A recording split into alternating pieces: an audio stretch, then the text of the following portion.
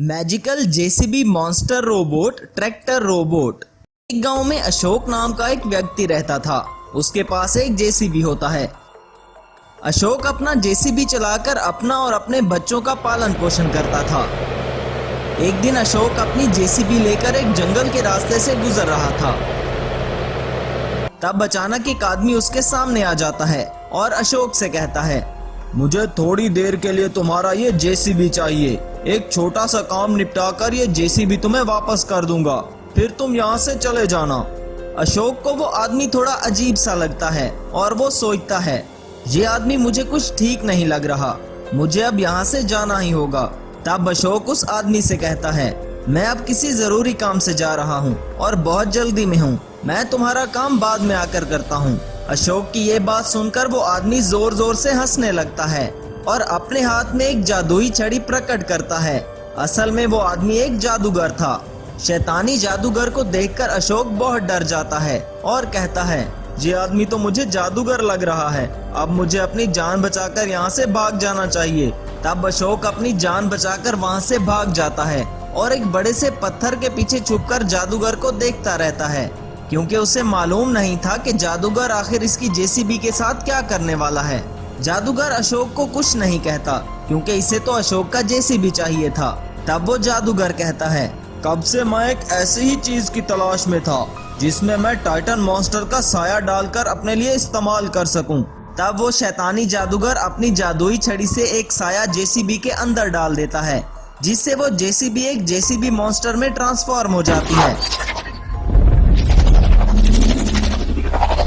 ये सब कुछ अशोक वहाँ खड़ा देख रहा था और वो और ज्यादा डरने लगता है। तब जादूगर अपने जेसीबी मॉन्स्टर रोबोट से कहता है, जाओ और जाकर गांव में तबाही मचा दो। ये सब अशोक भी सुन लेता है और वो कहता है, मुझे गांव में जाकर ये बात अपने दोस्त रोहित को बतानी होगी, अब वो ही कुछ कर सकता है। अशोक अपनी जान बचाकर गांव में वापस आता है। तब वो रोहित की लैब की तरफ जा रहा था, तभी रोहित उसे रास्ते में ही मिल जाता है। तब अशोक रोहित से कहता है, अरे यार रोहित, मैं तुम्हारी ही तरफ आ रहा था। ये सुनकर रोहित ने कहा, अरे सब ठीक तो है ना दोस्त, मुझे तुम बहुत डरे हुए लग रहे हो। मैं तुम्हें यहाँ पर ये सब नहीं बता सकता दोस्त, यहाँ हमारी बात किसी ने सुन ली तो डर के मारे किसी को हार्ट अटैक ना आ जाए। हमें तुम्हारी लैब में जाना होगा और वहीं चलकर बात करनी होगी। तब वो दोनों रोहित की साइंटिफिक लैब में आते हैं। अशोक रोहित को जेसीबी मॉन्स्टर के बारे में सारी बात बताता है और कहता है, वो जेसीबी मॉन्स्टर रोबोट अब इसी गांव में आकर तबाही मचाने वाला है, मैंने खुद अपने कानों से सुना है। ये सुनकर रोहित कहता है, अरे ये तो बहुत खतरनाक जेसीबी मॉन्स्टर है, इससे तो पूरे गांव को खतरा हो सकता है, अब मुझे ही कुछ करना होगा। तब रोहित जेसीबी मॉन्स्टर रोबोट को रोकने के लिए एक सुपर रोबोट बनाता है और इसमें अपनी एक खास चिप लगाता है, जिससे वो सुपर रोबोट एक्टिवेट हो जाता है।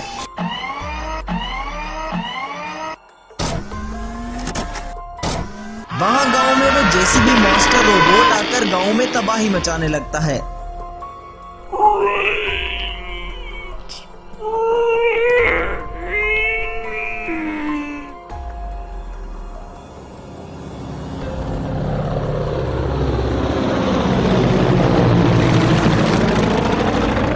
तब गांव में खड़ा अशोक कहता है, अरे बाप रे, ये जेसीबी मॉन्स्टर रोबोट तो सब कुछ तबाह कर देगा, मैं अभी जाकर रोहित को जेसीबी मॉन्स्टर के बारे में बताता हूँ।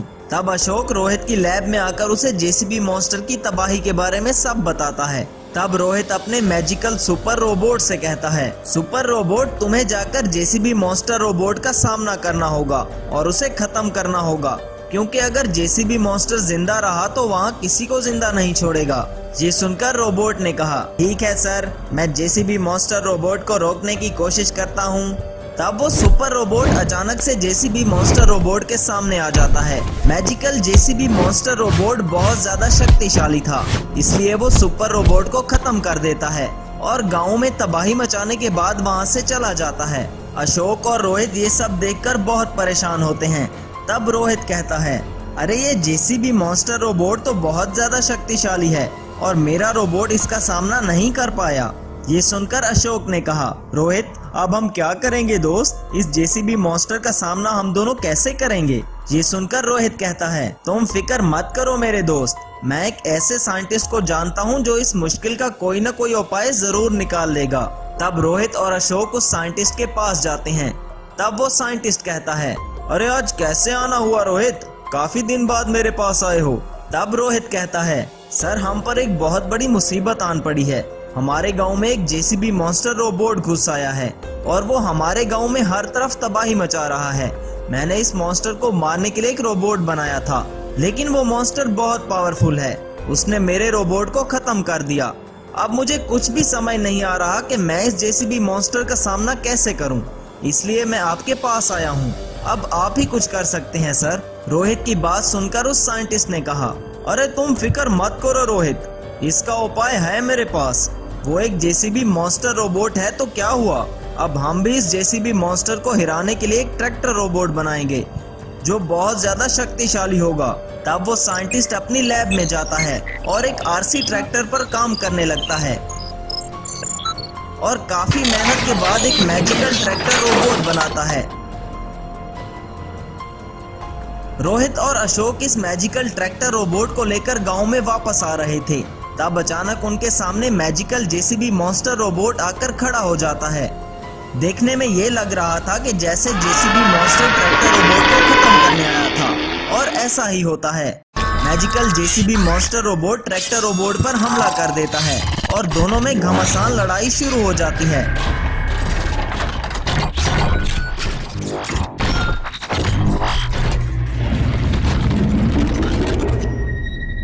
आखिर में मैजिकल आरसी ट्रैक्टर रोबोट जादूगर के भेजे हुए उस जेसीबी मॉन्स्टर को खत्म कर देता है। तब रोहित उस जादूगर की लोकेशन का पता लगवाता है और आरसी ट्रैक्टर रोबोट के साथ जाकर उस जादूगर को हमेशा हमेशा के लिए खत्म कर देता है। तब से सभी गांव वाले शांति से अपना जीवन बिताने लगते। Underground magical golden robot restoration. Ravi अपनी मां के साथ एक छोटे से घर में रहता था। एक बार रवि मां से, मां मैं एक लड़की से प्यार करता हूं और उससे शादी करना चाहता हूं। बेटा इस वक्त अगर तुम्हारे पिताजी जिंदा होते तो बहुत अच्छा रहता। अब क्या कर सकते हैं, वक्त के साथ साथ पूरी संपत्ति चली गई। अब इस लड़की की तुम कैसे देखभाल करोगे। पिताजी का पुराना जंग लगा रोबोट अंडरग्राउंड में पड़ा है ना माँ, तो वो खाली पड़ा है, इसे बेचकर कुछ करना चाहता हूँ माँ। नहीं बेटा, इस रोबोट को तुम बिल्कुल भी मत बेचो, वो मेरे लिए उनकी आखिरी निशानी है। चाहो तो तुम उसे ठीक करके इस्तेमाल कर सकते हो, मगर इसे बेचना मत। लेकिन शादी के लिए पैसे कहाँ से आएंगे माँ। देखो बेटा, हमारे पास पैसे नहीं हैं, लेकिन हम फिर भी बहुत अमीर हैं। किसी और के सामने हम हाथ फैलाकर तो नहीं जी रहे ना। पहले लड़की वालों को यहाँ बुला लो, हम मिलकर सारी बातें तय कर लेंगे। अगले दिन लड़की वाले एक बड़ी चमचमाती गाड़ी में आए। उनके घर आते ही मां ने लड़की को देखकर, लड़की तो बहुत सुंदर है बेटा, तुम्हारे लिए एकदम सही है। ये कहकर लड़की के घर वालों से, देखिए हमें लड़की बहुत पसंद आई है, अगर लड़का आपको भी अच्छा लगा तो हम शादी की तारीख रख लेते हैं। तभी लड़की का बाप, बहन आपका रिश्ता कहने से हमें बड़ी खुशी हुई है, लेकिन शादी होने के बाद मेरी बेटी और दामाद हमारे घर पर ही रहेंगे। मैं बहुत ही प्रैक्टिकल आदमी हूँ, मेरी बेटी अगर यहाँ रही तो वो खुश नहीं रह सकेगी, इस करके वो इस घर में नहीं रह सकती है। माँ को गुस्सा आया। देखिए भाई साहब, समय के साथ शायद आपकी सोच और ख्यालात बदल गए होंगे, लेकिन हमारी परंपरा तो नहीं बदली ना। अब आप जा सकते हैं। तभी वो लोग वहां से चले गए। उनके जाने के बाद रवि से, माँ देखो बेटे, आज एक आदमी ने आकर उसकी औकात दिखाई, कल एक और आके उसकी औकात दिखाएगा। अब तुम्हें अपने पैरों पर खड़े होने का समय आ गया है। अब तुम कोई नौकरी ढूंढो। अब नौकरी करना है तो कैसे? अच्छा ठीक है, कुछ तो ढूंढता हूं माँ। बेटा और कुछ नहीं, तुरंत से अपने पिताजी के रोबोट को ठीक करो और उसका उपयोग करो, कुछ तो कमाओगे ना। तब रवि अपने घर के नीचे अंडरग्राउंड में गया। तब उसके पिताजी का पुराना जंग लगा हुआ रोबोट वहां पर पड़ा हुआ था। रवि तुरंत उसको अंडरग्राउंड से निकाला और उस रोबोट की मुरम्मत चालू कर दी।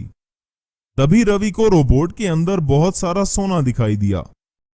इतना सारा सोना देखकर रवि ने सोचा, अरे बाप रे, इस रोबोट के अंदर तो बहुत सारा सोना पड़ा है। इस सोने को बेचकर मैं इस गांव का सबसे अमीर आदमी बन जाऊंगा और अंजलि से शादी भी कर लूंगा।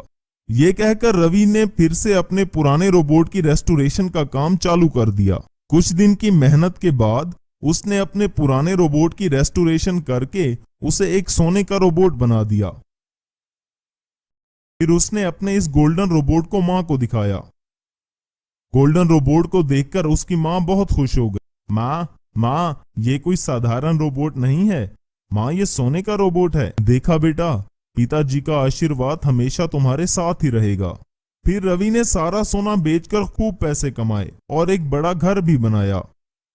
बाद में लड़की का पिता आकर, बहन मुझे माफ कीजिए, कहकर उनकी बेटी और रवि की शादी धूमधाम से करवाई।